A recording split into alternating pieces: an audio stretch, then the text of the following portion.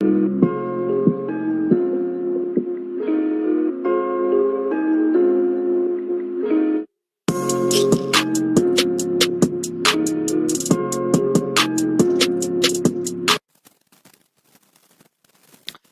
guys, today's the third round of the Grand Arena, the last round, the championship round, and instead of me just playing through my battles live, I recorded this, and I'm gonna just do some commentary over it.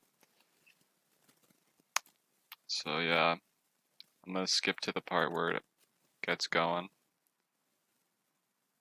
So the guy that I fought yesterday, the one I full cleared, you'll see in a little bit right here. He didn't get through my ships, and I'm kind of surprised. I thought he would have. He had some alright ones left. He had probably 2 more fleets he could have sent in. He probably just couldn't get through the Houndstooth. So that's just what makes and break the ships right now is Houndstooth, having him on offense, having him on defense, and trying to get through him.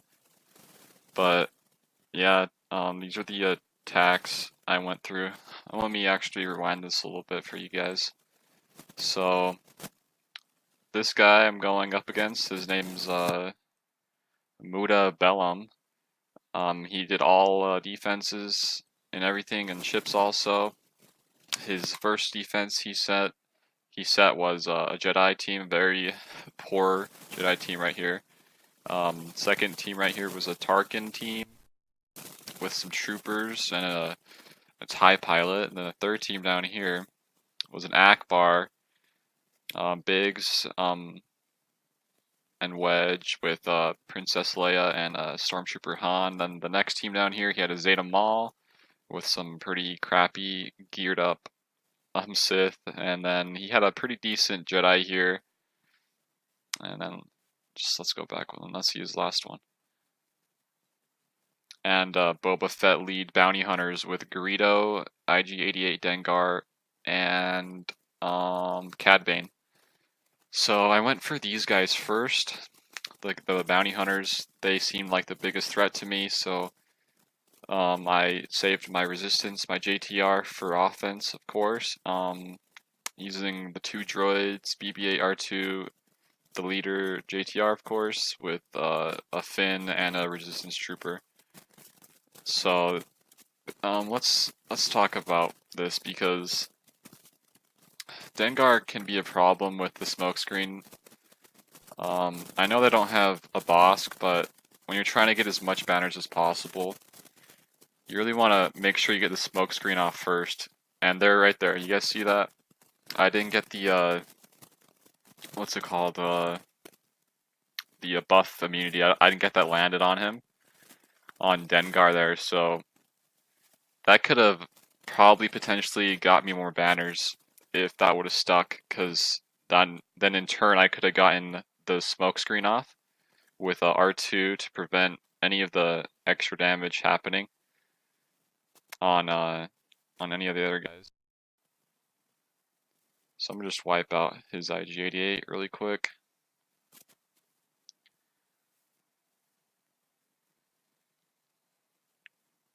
Got a stun from their Cad Bane. Decided to just take him out really fast. But the other thing also is, since the buff immunity didn't stick on him, that meant that he gets stealth up and we can't get stealth up. And since he's always going to be stealthed, you can't hit him, and he's going to be super annoying, since for one, he can call others to assist if they are bounty hunters on his basic, and that can do some pretty big damage depending on who he calls to assist. And then second, his special, he has 2. One's a stun and one's an AoE. The AoE grants thermals all over the place, and over time those can get really annoying since you can't cleanse them. And Poe took a big beating from all those guys just because that one buff immunity didn't stick. I probably could have got maybe a full protection Poe if I would have gotten around to eliminate Destiny first or faster, but it is what it is. This next team I decided to go after is gonna be, I think it's the Jedi. Oh, the poorly modded Jedi it is. And I decided to put my nest with Hermit Yoda.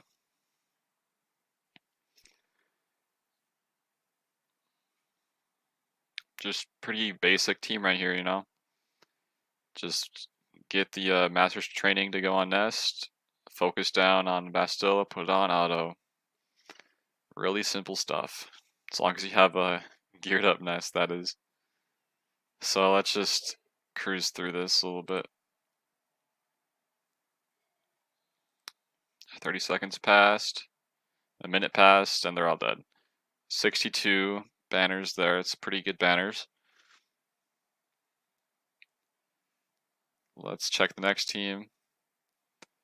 We decide to go up against their Grandmaster Yoda lead, double Zeta, so he has the lead Zeta on his Grandmaster Yoda, which means that they get some more turn meter from resisting debuffs, and he cannot be shock. He's immune to shock. So I just threw in my rebels just to clear them out really quick. This is probably the best offensive team. Well, C-3PO is on any rebel team, but you could easily made this better. If they had a Revan, which no one has had Revan yet against me, I would definitely keep my Finn lead and throw in the Resistance Trooper, Chewie, Han, and 3PO.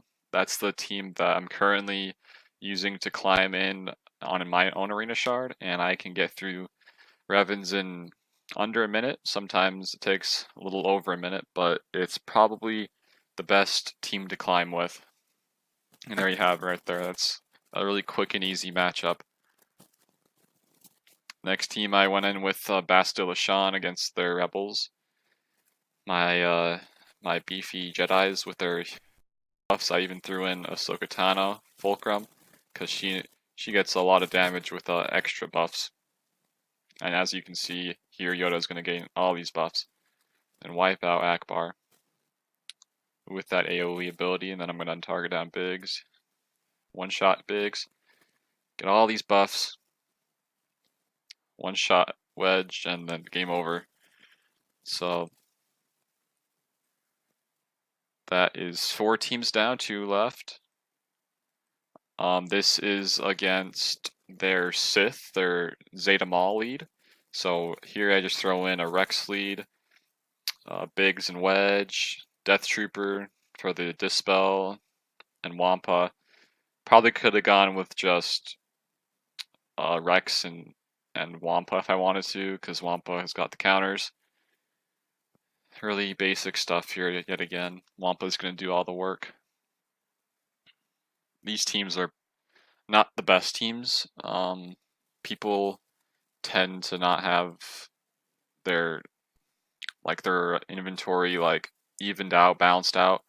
Some people either have really awesome ships or they have really awesome characters. People don't tend to balance those out very well at my galactic power. And I like to think that I do a pretty good job of doing that, balancing them out. Another thing is, like I said before in the other videos, people's mods right now, I have double, maybe even triple the amount of 10 speed mods, secondary speed mods, than these guys do. I have around 180-ish, and I think this guy had 60 that are above 10 speed. And he had only 3 above 20 speed to my around 15 to 18. I'm not sure how many I have, but I definitely have more than him. I'm not sure how long these guys have been playing the game, but these Grand Arenas are very easy for me to win since I've been playing this since day one, and I've been just farming those mods ever since they were introduced.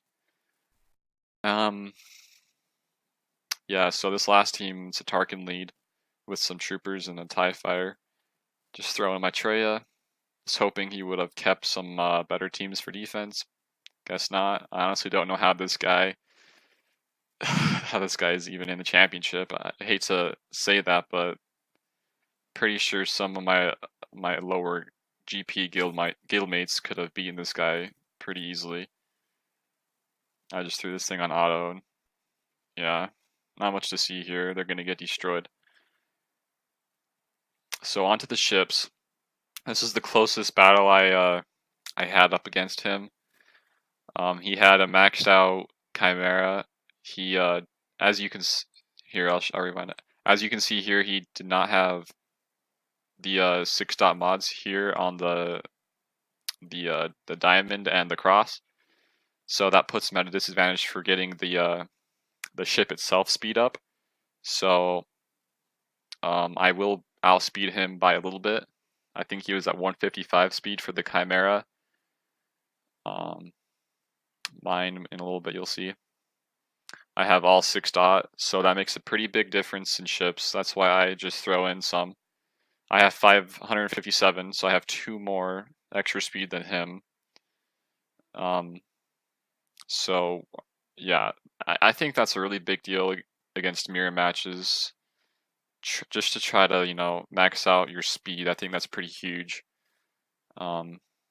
So what I do on offense was pretty much the same thing I did.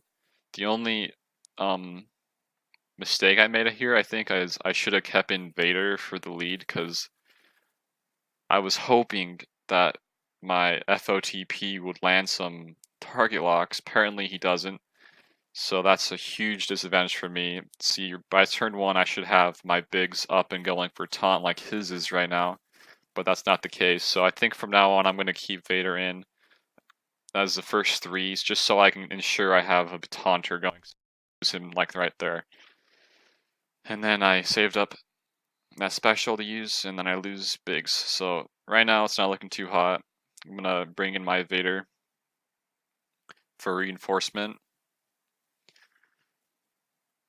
And if you guys don't have the TIE Silencer, I really recommend you getting him. He's probably one of the best attacking ships in the game if you're just starting off. Later on, I wouldn't say he's like still like the best, but he's definitely really good from like mid-game, even to like where I am right now. Some people still use him in their arena. He's really good for the first turn stun on the other guy.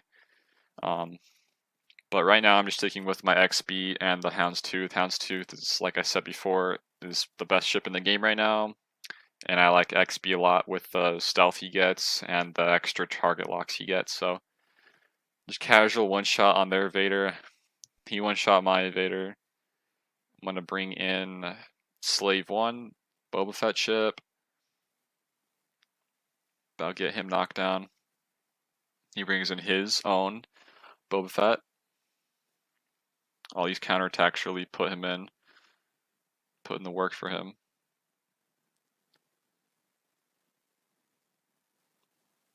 And I do, since I had a little bit more speed, that 2 speed makes a huge difference, guys. So just because I had 2 extra speed, that ensured me to get my Annihilate off with my Chimera before his did. If he had a TIE fighter there, potentially maybe he could have gotten some extra dodges and gotten more turn meter, which would have gotten him earlier, but he didn't have that. So it's too bad for him. I didn't do as good as my last run against the other guy in the second round. I lost a few points. Mainly in ships and a couple others. I could have just thrown in like solo characters and taken their teams out, but yeah, that's it for this one. I'm pretty sure I won. If he does end up winning, I'll make a video. I'm not even sure if I might even give you guys a heads up or an update if this all like is finished. I don't know, but that's it for right now. I'll see you guys later. Have a nice night.